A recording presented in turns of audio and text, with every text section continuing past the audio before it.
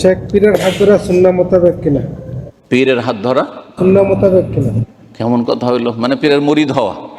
ইসলামে পীরতন্ত্র নেই।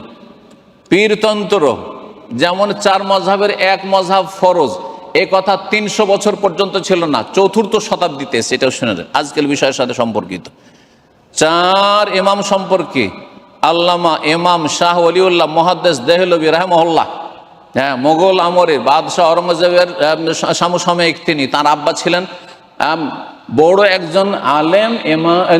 বাদশাহ আওরঙ্গজেব শাহ আলমগীরের ফতুয়া আলমগীরির যে তখন লেখা হয়, তার প্রধান ছিলেন তিনি। এই শাহ ওলিউল্লাহ মুহাদ্দিস দেহলভী রাহিমাহুল্লাহকে সমস্ত ওলামারা, ভারতের আহলে হাদিস হোক আর দেওবন্দি হানাফি হোক, সবাই শ্রদ্ধা করে।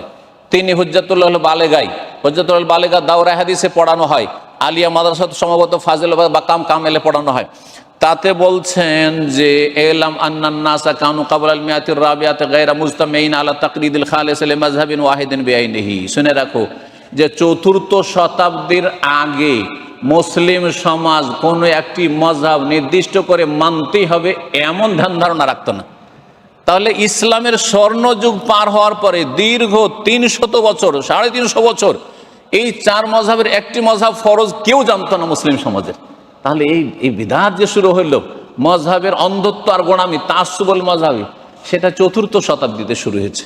সুফিজম, পীরের মুরিদ হইতে হবে, না হলে যার পীর নাই তার পীর শয়তান, এটা 400 বছর 500 বছর পর শুরু হয়েছে এই বিদআত। সুতরাং এটি নিছক গুমরাহি, এতে কোনো সন্দেহ নেই। তবে কোরআন সুন্নাহর আলেম, কোরআন সুন্নাহর আপনার এলেম বিতরণ করছে কোরআন সুন্নাহর কথা, কিন্তু আর পীরেরা কোরআন সুন্নাহর প্রতিনিধি নয়। পীরেরা তাদের সুফিজমের প্রচার করে, তারা শিরক বিদআতের ধর্মকর্ম করে আর তারা প্রচার প্রসার করে। তারা কেউ কোরআন সুন্নাহর প্রচার প্রসার করেন না। সুতরাং তাদের কাছ থেকে আপনি কি আশা করছেন? তাদের কাছ থেকে শিরক নেবেন, তাদের কাছ থেকে বিদআত নেবেন, আপনি বিভ্রান্ত হবেন, আপনি খবরদার তাদের কাছে যাবেন না। আল্লাহ তাদের অনিষ্ট থেকে রক্ষা করুন। জি।